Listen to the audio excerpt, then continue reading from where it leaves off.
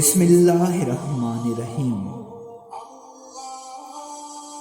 الصلاۃ والسلام علیک یا رسول اللہ۔ السلام علیکم ورحمۃ اللہ وبرکاتہ۔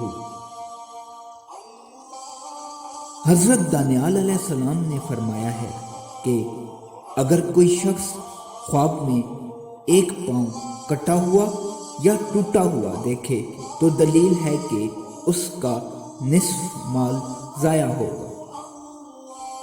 اگر دونوں پاؤں کٹے ہوئے یا ٹوٹے ہوئے دیکھے تو دلیل ہے کہ اس کا سب مال جائے گا یا خود مرے گا۔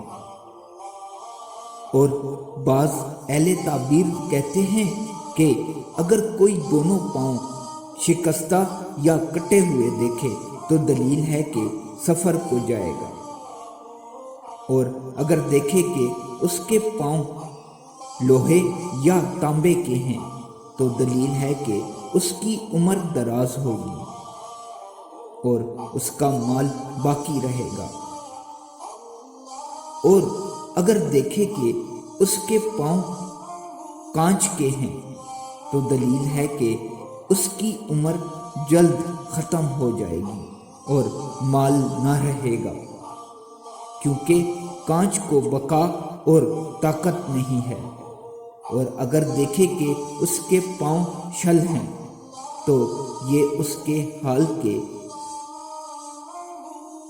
سستی کی دلیل ہے۔ ہر ایک حال میں خواہ خیر ہو یا شر ہو،